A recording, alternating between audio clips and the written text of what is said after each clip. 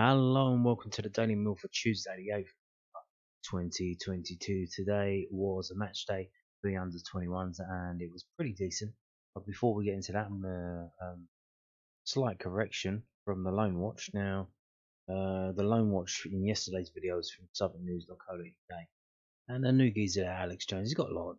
He writes a lot. He's got a lot to do. He's very busy. So he did miss out a game.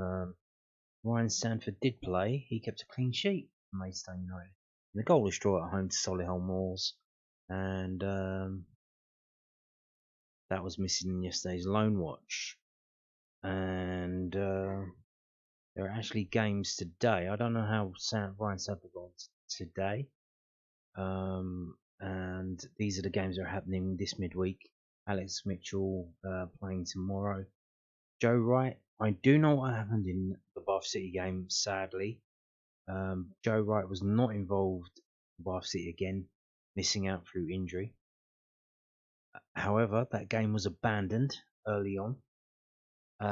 One of the Bath City forwards ran headfirst into a hoarding. The game was delayed and then eventually abandoned. And he has gone to hospital, and it's very, very, very serious. And it's one of those where you don't know what's going to happen. So far, we haven't had any updates, and it's like no news is good news, because the way it looked, apparently, it could be very serious. So, best of luck to Alex Fletcher of Bath City. And we hope to hear in the morning that he's doing well in hospital. But yeah, these are the upcoming fixtures for Alex Mitchell. For Ryan Sanford, which just played tonight, I haven't found out about the result, and obviously we do know Joe Wright didn't play today. And anyway, if he did, that game would have been abandoned. Now moving on to the under 21s game today. Yes, I was there at the Den. Quite a decent crowd for absolutely atrocious weather. It was absolutely pissing it down with rain. Several times it would come and go, and absolutely freezing winds as well, and feeling it in the stands. But players had to play in it. They were out there on the pitch, so yeah, big problems for them, but they overcome it. Now, this is the match report from southernnews.co.uk. Free scoring Millwall under 21s hit 4 more as Colchester United swept aside at the Den. I won't call it swept aside. It wasn't that easy. It was not that easy. I liken it to what do they call them, boa constrictors. Millwall wrapped themselves around that game, and they just kept squeezing and squeezing and squeezing until it broke, and then they ended up getting all the goals. You could say that, but so brilliant attacking duo net a brace each in Professional Development League clash. Senior player Nana Boateng and Abdul Malik both scored twice in Millwall's 4-1 Professional Development League win against Colchester United then on Tuesday afternoon. It was the Lions' 10th win in 13 league games, and they could have won even more convincingly, but Seb Drozd missed a penalty. Kevin Nugent's Lions under 21s are the top scorers in the South section with a whopping 38 goals as they lie second in the table, 4 points behind Bristol City, but with a game in hand. Well, if you're 4 points behind, that doesn't really matter. You need to catch up on that. The hosts went ahead inside 10 minutes when Abdul Malik fired past Kerry Bledrew in the Colchester goal. Millwall had already hit the woodwork through Nino Adam Malake, and the rebound from Abdul Malik's effort came back off the crossbar. Yeah, this was very early on. Pretty incredible, to be honest with you. Malaki going down the left. He's left-footed. He whips it in. There's nothing really on in the box for to aim to. So he whips it in, He's obviously like trying to do something, and it's really good how, even though he's left-footed, he's on the left. He's crossing it towards the goal, like with the inside of his foot. How he gets it to kind of go towards the goal, but still curl outwards, and it goes over the keeper, hits the post, comes back out. Abdul Malik's there. It falls to him. He's got to take a touch, and then he looks to shoot, but he's got two Colchester defenders there and the goalkeeper. So he's obviously placing the ball. He's like placing, like, where am I going to shoot this? Like, he's trying to pick a spot. So he shoots it out of goal, and he's trying to get it, I think, up in the corner, and he just whacks the crossbar and pings straight back out. Now he's like 8 yards out, so it looks a bit like, how could you miss from there? But you could see he was trying to find a space through the crowd, and he just didn't get it right. But despite their dominance in the rain in SC16, they all lost their lead when MUU took aim from the edge of the penalty area and his shot deflected in. Yeah, I think they had two overage players. They had two kind of old-looking players in their team. Maybe three, because they had the forward with the dreads, they had the geezer with the red boots, and I think they had centre back as well, who's had a bald spot. So yeah, what happened here? Now obviously it's windy and raining. Connor Truman, his kicks are a bit because of the wind, but he tries to do a little chipped goal kick to Adam Maliki on the left. Kind of doesn't get it right. Maliki jumps up for it, tries to progress it forward, goes back to them into the middle. The Mill players try and scramble to get. I think Arthur Penny was one of them. Don't really get it. The Colchester lad picks it up, drives towards the goal. Chinockley's backpedaling, and the Colchester guys like sending him left and right, and then the goal used from Colchester goes one way, it gets a bit of space, and then shoots it in the goal. Good night, Vienna. It's 1-1. Like I said, it wasn't that easy. We didn't absolutely steamroll them.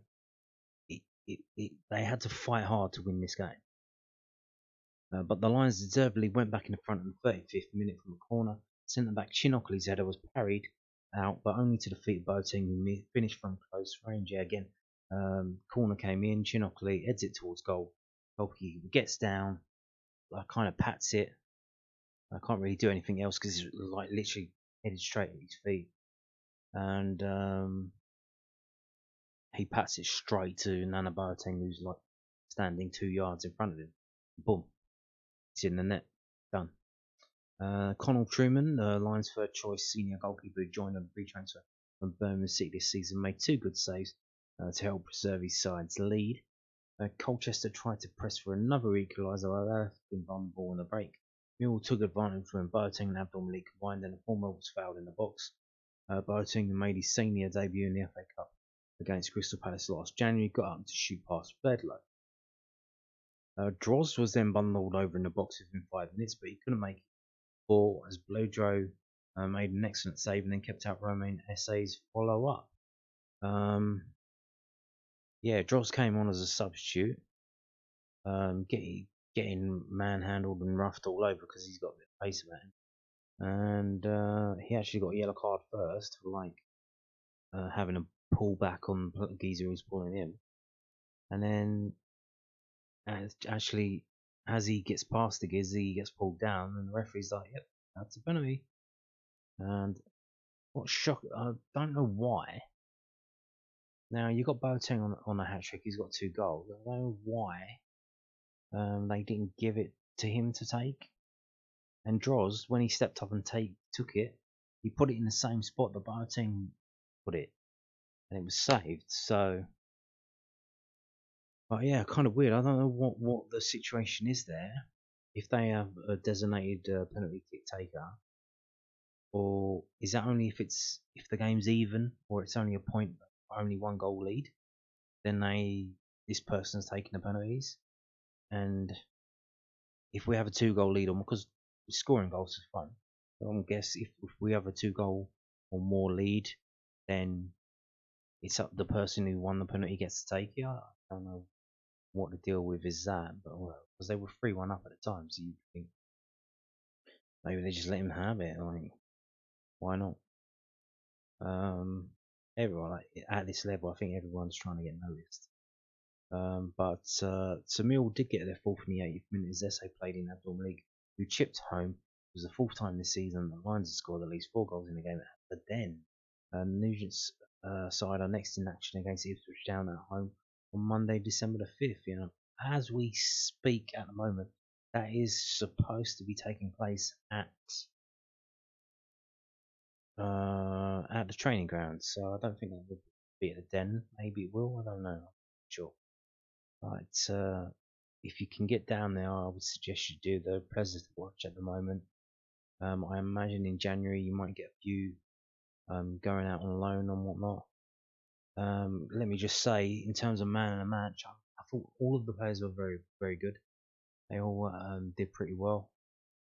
But the absolute standout was Romain Esse. Getting a rare start because he's actually an under 18.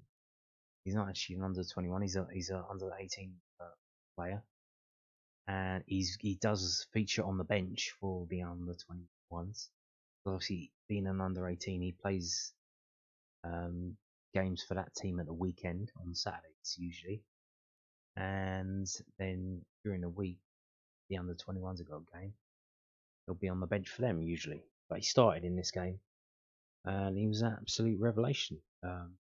His passing was spot on, dribbling was spot on, tackling as well. Now you look at him. I'm going to show you a thing in a minute because the club put it up on their Twitter. You look at the lad. He's not overly tall. He's not short. He's not overly tall. He's very skinny. But what he has this thing where he can stand someone up, going to tackle them, kind of wrap them up, kind of press into them, and he can just stick one of his long skinny legs in, work something out, and end up coming out with the ball, and off he goes. I mean, it's absolutely brilliant. He was today. I don't know if he plays like that all the time, or it's just because he got a start from the under 21s. But yeah, absolutely brilliant. He was. Yeah, clear man of the match. I'm just going to show you the team. This is the match report from millwallfc.co.uk. I'm not going to go through all of that, but we're going to see the team. So here's the team here. Truman, Walker, Adam Maliki, Smith, Ockley, Toboloj, Esse, Penne, Olofi, Abdul Malik, Boateng. Subs were Cotton on 76 for Walker, Drozd on 60 for Olafi, and Earn on 84 for Boateng. Subs not used were Gilmore and Coleman. And there's the goal scorers there. Abdul Malik on 9 and 78, Boateng on 34 and 63. One of them was a penalty. And the bookings for Ockley and Drozd. And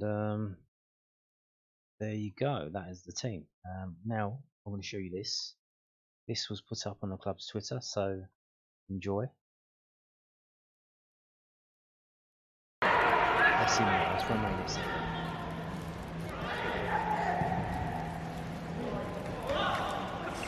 That's Abdul Malik.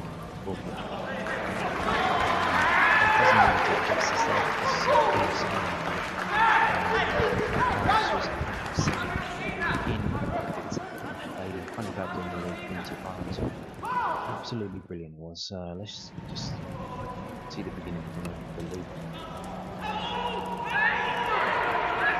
The Colchester players did stop, but they still won round a couple of them and played in the third quarter. That was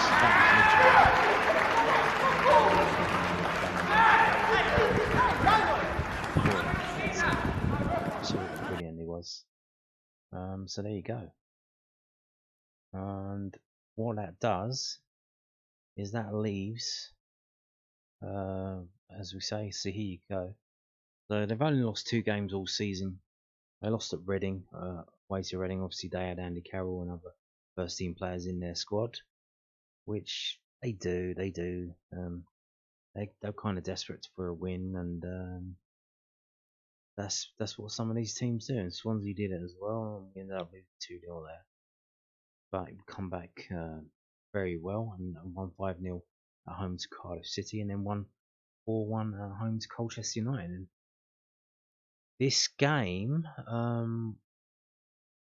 was, I think it was 10 minutes late. I think it's kicked off 10 minutes late. Because obviously these Wallies on the Dartford crossing this morning, and Colchester coach was involved in all of that. I don't know if they eventually got over the crossing, or if they were lucky enough to divert through the Blackwall Tunnel, or the Limehouse Tunnel, or Tower Bridge, or wherever they went. But they were late, so it was 10 minutes late kicking off. And having a look at the table as it stands. So here we go. Millwall with 10 wins, 1 draw, 2 losses, 38 goals scored, 13 goals conceded, 31 points. So that's very good, isn't it? It's very. And you can see, so 31 points off of 13 games. Bristol City really the only other team up there with us. We go to the north. You can see Sheffield United 26 off 13 games. And then the rest of the Northern League's not as good. They're not as good. So here we go. Millwall second. They don't have to win this league. They just finish in the top 2 of the southern section, and they'll play the team, one of the teams in the northern section in the semi-final as it was, and then go through to the final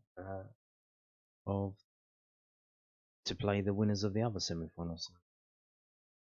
And then they could win that, which would be some achievement. I think it's been a fair while since we won. I don't think we've won this league actually. We did win our section 1 year, I believe, a number of years ago. Should probably find out when that was actually. Can we go back that far?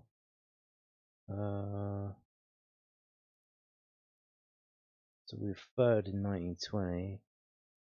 Yeah, I don't think it was before then. It may have been way back then, when it was under 19s actually. Yeah, so it was a fair while ago. It was before. It was before 1920s. Yeah. So absolutely flying our Millwall under 21s at the moment. Absolutely brilliant. And as I said, next game Ipswich Town, 5th of December. So over a month away, and that's the next game, because obviously they're on a break now as well. And I don't know if I've said this before in a video, but it would be good if the Brøndby game, the friendly, I know it's for the first team, but it's a friendly, so it would be good if some of these players are doing so well for these under 21s were involved in that. If it was a bit of a mix and match team, or they switched it up, it would be good to see them involved in that and get some recognition for all of their achievements so far this season. So we're going to finish today's video with this: tickets for the Sunderland game. So the Sunderland is the first fixture back after the break, which it could be on the same day as England's knockout game, if you're one of the few who actually think England are going to get out of their group under Gareth Southgate and his negative tactics. So Mill travelled to Sunderland for a rearranged Sky Bet Championship fixture on Saturday the 3rd of December. They kick off at 12:30 p.m. and tickets will go on sale to season ticket holders from 9:30 a.m. on Wednesday. So tomorrow, today, by the time you're watching this, tickets will go on sale to members from Friday. And tickets are priced at £29, and then discounts down to £12 for under 16s. Tickets will go off sale on Friday the 2nd of December. We have an initial allocation of 1,955 tickets. Well, good luck selling all of them. That is a long way to go, and it's very early. You can see how very early it is, because coaches will leave the den at 4:30 a.m. 4:30 a.m. What is the point in that? Why don't they leave the coaches midnight the night before and have everyone kip on the coach on the way up? Because they want the coaches to arrive at the ground probably about half an hour before the game kicks off. That's how they do it. They don't want people milling around in Sunderland or anywhere nearby. But 4:30 a.m. to get the coach. That is insane. That is incredible. So if you're gonna do that, I mean, good luck to you. But at that point, you might as well drive up to Sunderland yourself, huh? But yeah, there you go. The next game back after the break, which obviously starts at about 5 o'clock on Saturday. After we draw at Preston 0-0. So there you go. And on that note, thank you for watching and goodbye.